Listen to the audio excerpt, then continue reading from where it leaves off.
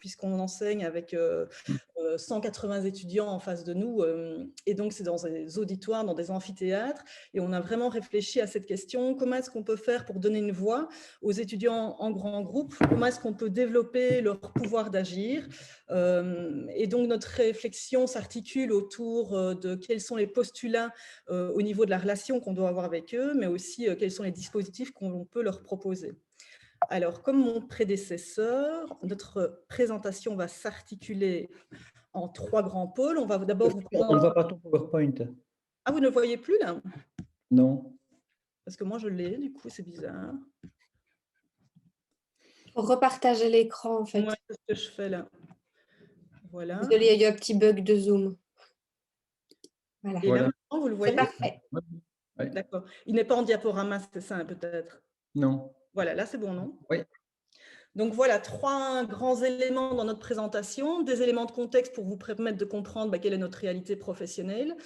Et puis, on a vraiment choisi avec Denis de vous présenter un petit peu des éléments qui sont relatifs à notre posture, parce qu'on s'est rendu compte qu'en fait, notre réflexion sur le développement du pouvoir d'agir des étudiants, elle était aussi axée sur la relation qu'on allait établir avec eux. Et puis, on vous présentera alors de manière plus spécifique, en fait, un dispositif qu'on a mis en œuvre cette année-ci. Alors, je pense que autant le dispositif, il peut être amené à évoluer, et cette année-ci, on en a proposé un particulier, mais l'année prochaine, ce sera peut-être encore un différent. Autant la posture qu'on va vous expliquer, la posture relationnelle qu'on définit, je pense qu'elle perdure maintenant depuis un certain nombre d'années quand on travaille en grand groupe. Donc, notre contexte, c'est quoi? C'est simplement qu'on travaille dans une catégorie pédagogique où on a 170 étudiants qui sont inscrits en bloc 1. Et donc, on donne cours en fait à 170 étudiants qui ne se connaissent pas forcément puisqu'ils viennent de 3 sections différentes. On a des étudiants qui sont issus de la section préscolaire, des étudiants qui viennent du primaire, et puis on a des étudiants qui sont inscrits en régenda et qui viennent de plusieurs options différentes. Et donc, on donne des cours en amphithéâtre, tel que vous pouvez vous l'imaginer. Au départ, évidemment, ce n'est un secret pour personne, les hautes écoles sont confrontées aux mêmes difficultés. C'est pour des raisons économiques, clairement. On s'est dit qu'enseigner un enseignant pour 170 étudiants, ça coûte moins cher que de démultiplier ces enseignants pour travailler avec des petits groupes. Mais très vite, en fait, ça fait maintenant plus de 10 ans que moi j'enseigne en grand groupe, j'y ai vu des intérêts pédagogiques, et c'est ici aussi ce qu'on va essayer de développer. Alors clairement, quand on parle de l'étudiant en grand groupe, très vite, ce qui vient à l'esprit, c'est qu'en fait, cet étudiant, quand il est dans un grand groupe, il n'a plus aucune place, il n'a plus aucun pouvoir, il n'a plus aucune voix, puisqu'on est dans un cours de type ex cathedra, avec une relation qui est plutôt marquée par la complémentarité au sens václavique du terme. Donc un rôle, le prof qui enseigne, et un contre-rôle, l'étudiant qui est dans l'amphi, le pauvre, et qui écoute, qui prend note, qui dort, qui fait un tas de choses, on ne sait pas très bien quoi finalement, mais très souvent, même pour vous, si vous avez déjà vécu évidemment des cours ex cathedra, c'est un peu finalement l'expérience que l'on en a. Et donc, nous, on a vraiment réfléchi à proposer des cours en grand groupe à 180 étudiants où on a des étudiants qui interagissent, qui posent des questions, qui en fait sont en situation d'apprentissage pendant le cours et pas quand ils sont chez eux en train de relire leurs notes de cours. Et donc, on se fait très vite, en fait, il y a plus de 10 ans de ça, questionner sur qu'est-ce qu'il existe pour donner vie à ces grands groupes, animer ces grands groupes. Et très vite, si vous vous intéressez un peu à la question, vous allez voir qu'il y a toute une série de gadgets qui sont proposés. On a eu des boîtiers de vote électroniques, on a des WooClap. Et en fait, souvent, si les enseignants utilisent ce genre de gadgets, il y a une espèce de déception qui peut apparaître parce qu'on se rend compte en fait que ces gadgets ne prennent du sens et ne prennent une force que si elles sont intégrées, que s'ils sont intégrés dans des modalités relationnelles qu'il convient, à mon avis, et je pense que mon collègue partage ce point de vue, dans des modalités relationnelles qu'il faut redéfinir dans les grands groupes. Et donc, on a vraiment réfléchi à notre posture en tant qu'enseignant quand on est face à 180 étudiants en face de soi. Comment est-ce qu'on peut leur donner une place? Comment est-ce qu'on peut leur donner une voix? Comment est-ce qu'on peut leur donner du pouvoir d'action alors qu'ils sont aussi nombreux et qu'on est clairement dans une situation où on est face à un amphithéâtre et donc ils sont quelque part relativement statiques. Alors, on s'est fort inspiré en fait du domaine de l'andragogie, donc de la formation d'adultes. Et il y a un auteur, Barbier, qui a beaucoup écrit en fait sur les attentes qu'un adulte, quand il arrive en formation, peut avoir, sur les attentes, les tensions, les contradictions quand un adulte s'inscrit dans une formation. Et on est parti du principe que nos étudiants, quand ils ont 18 ans, en fait, ce sont un peu des adultes en formation et que les attentes, les contradictions, les besoins, les tensions qu'on retrouve dans toute la littérature sur les adultes en formation, elles sont les mêmes chez nos étudiants. Alors, je ne vais pas toutes vous les expliquer ce matin, mais je vais vous en cibler quelques-unes parce que vous allez voir que du coup, ça a conditionné notre action pédagogique et on a mis en place des choses justement pour essayer de répondre à ça. Alors, ce que Barbier dit, c'est qu'en fait, quand un adulte s'inscrit dans une formation, il a besoin que le formateur soit à la fois un père et à la fois un expert. Alors, un père, pourquoi? Pour pouvoir échanger autour de sa pratique professionnelle, avoir le sentiment qu'il a un interlocuteur en face de lui avec lequel il peut échanger, confronter, discuter, avoir un échange de points de vue. Mais à la fois, l'adulte, il a besoin qu'à un moment donné, le formateur, il donne son expertise, il enseigne, il apprenne des choses. Un adulte, quand il va aussi en formation, il a besoin à la fois d'entrer en communication avec ses pairs, donc avec les autres adultes qui sont en formation avec lui, et en même temps, l'adulte, quand il est en formation, il a des peurs d'entrer en communication avec autrui. Des peurs, pourquoi? Simplement parce que c'est un peu se mettre à nu, c'est un peu parler de sa pratique professionnelle, c'est peut-être remettre en question son expertise, sa compétence professionnelle, et donc ça peut générer des angoisses, des craintes, des peurs. Et donc, on est vraiment parti de l'idée que nous, nos étudiants, quand ils doivent entrer en communication, prendre la parole, encore plus quand ils sont à 170 dans l'amphi, ça peut générer des peurs, des craintes, des angoisses. Un adulte, quand il est en formation, il a à la fois besoin d'être pris par la main, qu'on le guide, qu'on lui montre une ligne directrice, et en même temps, un adulte, quand il est en formation, il a besoin en fait de ne pas être infantilisé, qu'on lui laisse une marge de manœuvre, une certaine autonomie. Alors, ce qui est particulier aussi chez l'adulte qui est en formation, c'est qu'il a besoin de prendre le temps d'assimiler les choses. Moi, j'aime bien dire à mes étudiants qu'ils ont besoin d'avoir le temps que ça percole, que les idées puissent tout simplement mûrir. Mais en même temps, l'adulte en formation, il a besoin de réponses rapides face à des problématiques professionnelles qu'il rencontre. L'adulte en formation, il a à la fois besoin qu'on lui dise comment il doit faire, mais en même temps, si le formateur lui dit comment il doit faire, il va dire « Ah non, non, non, mais en fait, ma réalité professionnelle est bien plus complexe que ça, et donc, votre solution toute faite, elle ne fonctionne pas. Donc, qu'est-ce que l'adulte a besoin? Il a besoin aussi de liberté. » Et encore une autre chose qui est particulière aussi chez l'adulte quand il est en formation, c'est qu'un adulte, en fait, comme il quitte son univers professionnel, il a envie d'entrer dans la formation et de se mettre dans une position relativement passive où il va consommer du savoir. Et en même temps, l'adulte, à certains moments dans cette formation, il ne va pas vouloir rester dans cette position passive de consommateur de savoir, il va vouloir tout d'un coup produire du savoir. Et donc, on est vraiment parti de plusieurs idées issues de cet auteur, mais pas seulement, pour redéfinir toute la posture relationnelle des étudiants dans les grands groupes en cours ex-cathedra. Et donc, quand on parle de student voice ou de donner plus de pouvoir d'agir aux étudiants, on s'est inspiré en fait de toutes ces modalités relationnelles. Manon Bertin, vous questionnez ce matin, jusqu'à où sommes-nous prêts en fait à laisser du pouvoir aux étudiants? Nous, clairement, la première étape de notre processus, alors elle n'était pas explicite à l'époque, quand on a réfléchi, on n'était pas en train de se questionner par rapport à la student voice ou l'empowerment, mais vraiment, ça a été de se dire, on a envie de donner cours à 170 étudiants qui sont vraiment présents à nous, et pas avoir une espèce d'amphithéâtre où on a des étudiants à moitié là, à moitié présents. On avait envie d'avoir un échange relationnel avec eux, surtout qu'à l'époque, les cours que l'on donnait étaient des cours de psychologie de la relation. Donc, c'était un peu paradoxal de se dire qu'en plus de ça, on allait enseigner la psychologie de la relation à des individus morts en face de nous. Et donc, notre réflexion autour de plus de pouvoir, au départ, le pouvoir se situait quelque part sur le plan relationnel. Vous allez voir qu'après, quand mon collègue va prendre la parole, le pouvoir, cette année, on a été jusqu'à le mettre dans le dispositif et même dans l'évaluation. Mais ici, moi, ce que je vous présente, c'est vraiment le champ de liberté au niveau relationnel qu'on a offert et qu'on offre actuellement à nos étudiants en cours ex cathedra. Et donc, pour permettre à ces étudiants d'être dans cette fameuse position passive, c'est un peu fou à dire, parce que quand on dit ça à des enseignants, quelque part, ils pourraient peut-être être offusqués. Mais nous, en fait, ce qu'on recherche dans les cours ex cathedra, et je le dis clairement aux étudiants le premier jour de cours, c'est vous pouvez venir au cours comme si vous étiez au cinéma, en fait.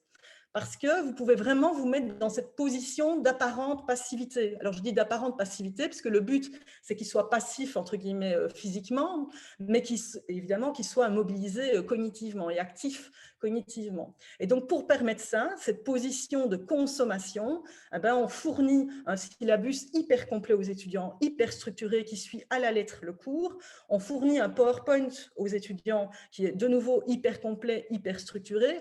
Le cours est filmé, enregistré, donc ils peuvent vraiment en fait venir dans ces cours en grand groupe en étant dans une position très confortable par rapport à cette crainte de prendre note, ça va trop vite, j'ai pas eu le temps de finir ma phrase, qu'est-ce que l'autre a noté, etc., etc. On sort de ça et en fait maintenant, depuis que j'enseigne en grand groupe, et on le voit avec mon collègue également, les seuls étudiants qui prennent note, ce sont ceux qui ont réfléchi à leur mécanisme d'apprentissage et qui se disent, mais moi, pour en fait apprendre ou pour comprendre ou pour pouvoir interagir, j'ai besoin de prendre quelques notes. Les autres, en fait, ils sont tous, je ne vais pas dire les mains dans les poches, mais en tout cas plutôt dans une position d'apparente passivité. Il y a aussi une chose, si je peux intervenir, Sophie, 2 secondes, que tu dis toujours aux étudiants au début des cours, c'est qu'ils sont autorisés à être, pour une partie du cours, dans de l'errance cognitive et donc d'être off à certains moments. Et on a tous ces errances à un moment donné quand on suit un cours pendant une longue période. Et je trouve que ce cadre rassurant que tu donnes systématiquement est intéressant parce qu'étant donné qu'ils ont justement ces notes, ils ont ce syllabus, ils ont ce PowerPoint, quand c'est à distance, c'est aussi enregistré, ils savent que de toute façon, même s'ils ratent 5 ou 10 minutes, ils peuvent revenir après sur ce karaté. Et donc, ça fait partie, je trouve, du cadre rassurant que tu mets dans le cours. Voilà. C'est important. Ça permet aussi à des étudiants, et on l'a peut-être vécu tous en formation, lorsque le formateur donne une explication, on a parfois une idée qui surgit, on se dit « Ah oui, ça me donne envie de noter certaines choses ». Et alors, on quitte le cours pendant quelques instants parce qu'on griffonne quelque chose sur un bout de papier et on part sur toute autre chose que le cours, mais c'est vraiment très intéressant aussi. Et donc là, le fait d'avoir ces notes, ce syllabus qui rassure sur la matière qui est à disposition, ça permet aussi cette liberté de prendre du temps pour soi, pour pouvoir errer, ou en tout cas pour pouvoir travailler sur d'autres choses et revenir après au cours de manière sécurisée. Voilà. Oui, et tu fais bien de le dire parce qu'en fait, je pense qu'au-delà du syllabus, c'est vraiment aussi cette relation au pouvoir qui est rediscutée parce que le pouvoir, on le donne aux étudiants. C'est eux qui ont tout le cours, toute la matière. Ils n'ont pas besoin, entre guillemets, de se taire et de m'écouter nécessairement. Tout ce que je dis est dans le syllabus et donc c'est très, symboliquement, ça questionne beaucoup de dimensions aussi, je pense, au niveau du pouvoir, tant sur le plan de la relation que sur d'autres plans aussi. Alors, on s'est aussi questionné sur, je vous disais, un adulte, quand il va en formation, il a à la fois envie d'échanger avec ses pairs, les autres adultes qui sont présents, et en même temps, il redoute cette prise de parole parce qu'il y a une espèce de mise en danger. C'est d'autant plus vrai dans un amphithéâtre, puisque quand on doit prendre la parole devant 170 personnes, déjà parfois prendre la parole devant 20 personnes, ce n'est pas évident, mais alors imaginez-vous devant 170 personnes, c'est loin d'être simple. Et donc, on a tous connu ces situations où le prof en cours ex cathedra tout d'un coup prend son micro et tend le micro à un pauvre étudiant qui a été malheureusement désigné par le sort pour répondre à la question. Nous, clairement, on s'engage par rapport aux étudiants à les laisser dans cette posture d'anonymat. Et donc, on dit aux étudiants qui sont anonymes et qui vont rester anonymes le temps qu'ils le souhaitent. Ça veut dire qu'il y a des étudiants qui ne prendront peut-être jamais la parole dans le cadre de ces cours. Et ce qui est très intéressant de voir, c'est que On leur dit donc on va poser plein de questions et qu'il y a plein d'échanges, mais qu'on ne va jamais obliger quelqu'un à prendre la parole devant tout le monde. Et ce qui est interpellant, c'est que depuis quelques années, quand un étudiant prend la parole et qu'il se présente, ils le font en général en disant « Bonjour, je m'appelle Rémi, je suis étudiant en primaire et c'est la première fois que je prends la parole dans le cadre du cours ». C'est comme si symboliquement, ils voulaient marquer le fait que cette intervention devient un passage de « je sors de l'anonymat ». Et donc, pour faciliter les échanges, évidemment, il y a plein de micros qui peuvent circuler dans l'amphi, mais clairement, il y a cette règle. Et quand on co-enseigne, comme c'est le cas avec Denis pour le moment, mais ça a été le cas avec d'autres collègues, la règle, c'est que je dis toujours à mes co-enseignants, moi, je refuse qu'on pose une question et qu'on tende le micro à un pauvre étudiant qui n'a rien demandé. On s'engage mutuellement à respecter cette posture relationnelle. L'étudiant est un adulte, il sait quand lui aura besoin de prendre la parole, d'intervenir. Alors, je vous disais également que l'adulte en formation, en fait, c'est un peu particulier parce qu'il veut à la fois être consommateur de savoir, mais également être acteur de savoir. Et pour permettre une oscillation entre une posture de père et d'expert, ce que nous, on a trouvé comme système, c'est d'alterner les temps de dispositif. Donc, il y a certains moments où je suis clairement, comme je le suis d'ailleurs maintenant avec vous, dans une position complémentaire, où j'occupe la position haute, sur le plan relationnel, en tout cas, si on peut le dire comme ça, où j'enseigne des choses et où mes étudiants sont dans une position où ils reçoivent. Mais très vite et à tout moment, cette position complémentaire peut basculer parce que l'étudiant va être questionné, va être amené à utiliser le modèle théorique qu'il vient de recevoir pour faire de l'analyse de cas, pour donner son point de vue. Et alors, l'idée est vraiment de dire aux étudiants, en fait, et c'est vraiment la réalité, en fait. Moi, je leur présente un modèle théorique, mais une fois qu'on veut utiliser ce modèle théorique pour analyser un cas, on est des pairs. Il y a autant de manières d'utiliser ce modèle théorique pour l'analyse de cas qui ne sont présents dans l'amphi. Et donc, c'est notre confrontation de points de vue qui devient intéressante. Et donc, sur le plan relationnel, ils sentent qu'à ce moment-là, ils ont tout à fait leur mot à dire, que leur analyse d'une situation sur base d'un modèle théorique vaut tout autant que la mienne. Et parfois, d'ailleurs, quand on a des questions, quand j'ai des questions, je leur renvoie la question et c'est interpellant de voir comme ils peuvent vraiment nourrir notre réflexion. Alors, je l'ai dit, mais je ne l'ai pas encore tout à fait explicité. Pour permettre tout ça, en fait, quand on travaille avec des grands groupes pareils, tout ça a l'air très libre, mais en fait, c'est très cadenassé. Je pars vraiment du postulat, et on partage ce postulat-là avec Denis, que quand on veut offrir une liberté, un pouvoir aux étudiants, en fait, il faut que ce soit dans un cadre défini, sinon ça devient l'anarchie, d'autant qu'ils sont 170. Et donc, on a un cadre organisationnel, un cadre relationnel, un cadre sur le plan de la gestion de groupe qui est défini. Alors, il est défini par qui? De nouveau, on peut poser la question, jusqu'où est-ce qu'on va dans ce niveau de pouvoir? Moi, je dis, il est négocié, en fait, ce cadre. Ça veut dire qu'il y a des règles que j'impose. Par exemple, je vous donne un exemple. Sur le plan organisationnel, je refuse que les étudiants arrivent en retard au cours. Tout simplement, et je leur explique que quand il y a des étudiants qui arrivent en retard au cours, si on a des étudiants qui interrompent le cours parce qu'ils sont arrivés en retard, c'est potentiellement 10 rangées d'étudiants qui doivent se lever parce que la place qui est libre, elle est tout au bout de la rangée. Et donc, ça perturbe tout le monde, en fait. Ça perturbe le cours, ça perturbe l'apprentissage, ça perturbe leurs camarades. Et donc, par exemple, cette règle, je leur impose.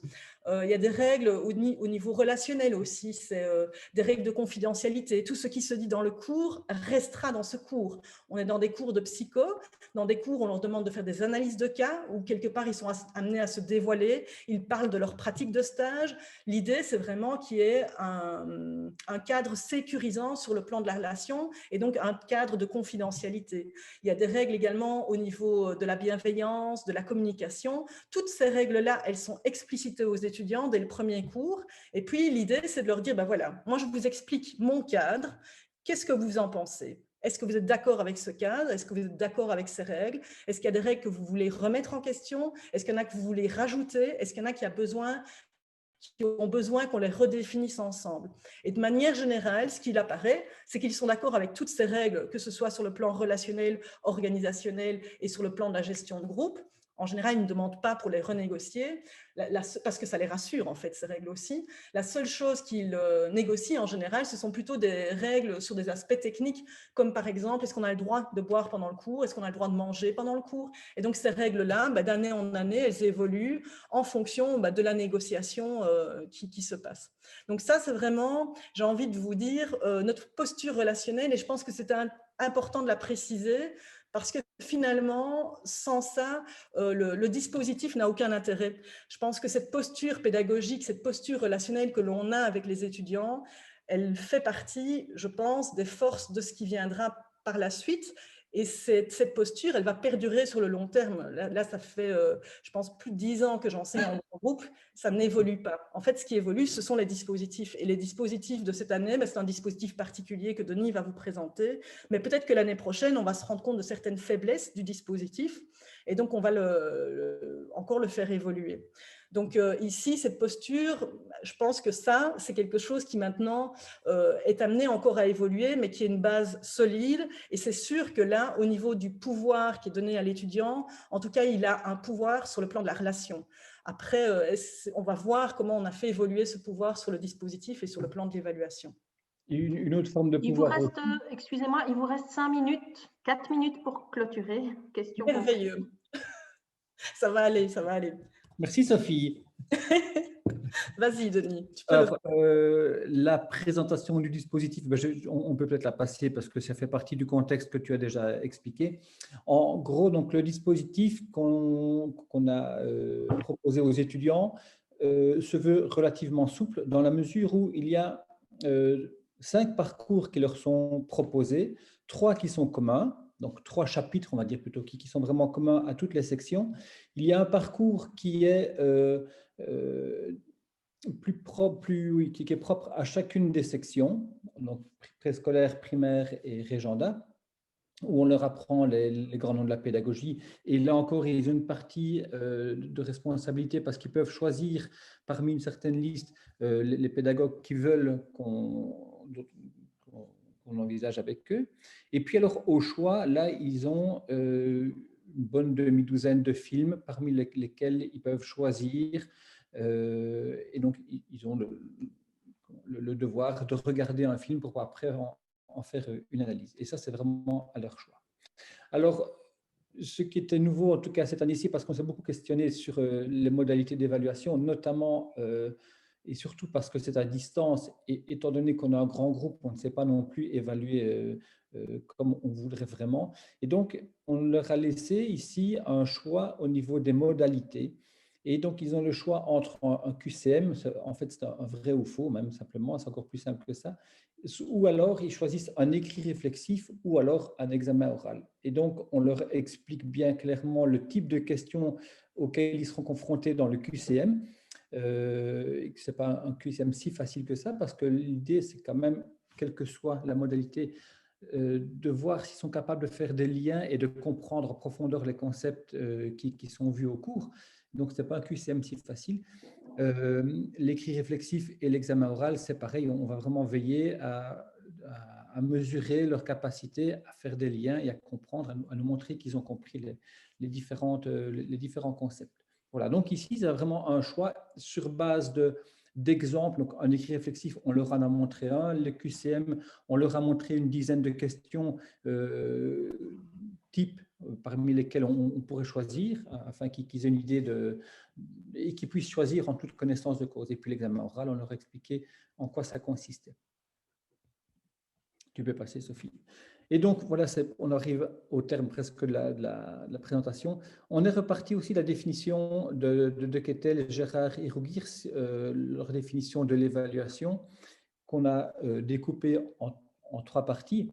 Donc, recueillir un ensemble d'informations qui sont à la fois pertinentes, valides et fiables. Mais sur cette partie-là, eh bien, on donne un pouvoir d'action aux étudiants parce qu'ils vont pouvoir choisir le type de recueil d'informations. Alors, les informations, c'est nous qui allons les créer et on pourrait pousser leur responsabilité jusqu'à proposer des questions, proposer des informations vraiment essentielles qu'on devrait évaluer, mais on n'a pas fait ce choix-là.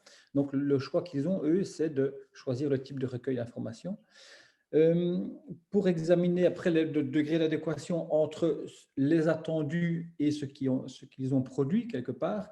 Alors, nous, cette année-ci, on n'a pas décidé de demander une auto-évaluation aux étudiants, mais par exemple, si on leur demandait de faire une auto-évaluation de leur production sur base d'une grille critériée, par exemple, qui serait notre référence, on pourrait prendre en considération, et ça arrive dans d'autres examens qu'on fasse ça, on prend en considération leur auto-évaluation, et souvent leur auto-évaluation est relativement pertinente, je trouve.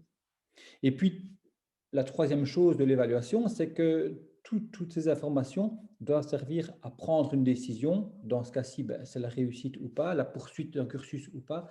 Et de notre point de vue, sur cette troisième partie, bien, c'est une responsabilité qui incombe uniquement à l'enseignant et qui n'est pas partagée aux étudiants. Et cette partie-là, on se la réserve parce qu'ils ne peuvent pas être à la fois jugés partis, on va dire. C'est un peu compliqué pour eux d'avoir ce rôle-là en plus. Et on n'est pas sûr que ce soit vraiment pertinent. Et bien voilà, il restait juste la bibliographie de notre présentation. Parfait, merci beaucoup pour ce timing au pas de course. Il y a quelques questions. Peut-être à vous de décider hein, si ça nécessite de répondre peut-être par écrit par après, parce que peut-être sont-elles trop complexes, mais elles nous viennent de la même personne, Didier, qui se demande un petit peu, tiens, vous avez parlé des peurs des étudiants, qu'en est-il des peurs des enseignants? Il évoquait la notion, tiens, qu'est-ce qui se passe quand l'enseignant se met en risque aussi?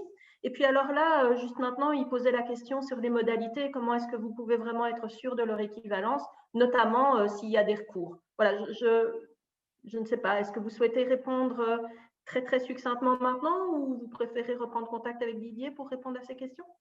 En tout cas, ce qu'on peut déjà dire, je pense que Didier Sprumont, vous disiez ce matin, vous croyez en vos étudiants. C'est une approche très rogerienne en fait de la relation à l'étudiant et à l'autre. Et moi, tellement je crois aux étudiants, je suis convaincue qu'ils ne vont pas me mettre en difficulté. Et donc, il n'y a pas de raison en fait qu'on soit dans une posture où on est mis en difficulté par les étudiants, parce que fondamentalement, si je ne les mets pas en difficulté, ils ne me mettent pas en difficulté. Et donc, c'est vraiment cette idée d'échange complètement symétrique à l'autre et une confiance fondamentale et un peu ce que vous évoquiez ce matin en l'autre. Et donc, les peurs, en fait, et ce que vous dites est vrai, hein, parce que quand un collègue prend un micro et tout d'un coup pose une question et qu'il y a un gros blanc, en fait, c'est la peur de l'enseignant. C'est la peur du silence, c'est la peur de se dire, mon Dieu, il n'y a personne qui me répond. Une fois qu'on a conscience de ça, simplement, on peut attendre en silence, ce n'est pas un problème. Et peut-être se dire, ce n'est pas forcer l'étudiant à prendre la parole à ce moment-là, c'est peut-être se dire, peut-être que ma question n'était pas claire, peut-être qu'il faut que j'attende. Et peut-être que dans quelques secondes, dans quelques minutes, il y aura quelqu'un qui va trouver quelque chose à dire. Et s'il n'y a pas, alors ce n'est pas en mettant l'étudiant en difficulté que je vais m'en sortir. C'est en mettant moi en difficulté en tant qu'enseignante, en me disant, je n'ai pas été claire dans ce que je viens de dire. Voilà, ma question est mal formulée, il faut que je retrouve une autre solution. Donc, c'est mon problème, ce n'est pas le problème de l'étudiant. Mais voilà, je suis convaincue que votre approche de confiance en l'autre, vous croyez en eux, moi, je crois que eux, à l'inverse, ils croient en nous aussi et que cet échange, il est nourrissant pour les deux, en fait. Il faut savoir que comme dans les grands pédagogues, Rogers est le chouchou de Madame Delvaux, quand même, de Sophie. Donc, et un peu moi aussi. Donc, votre approche, on la rencontre. Et juste pour terminer, c'est quand même un accord aussi qui n'est pas du tout tacite, qui est très explicite qu'on noue avec les étudiants et on leur explique qu'on est en recherche. On leur explique aussi qu'on essaye de faire au mieux pour eux.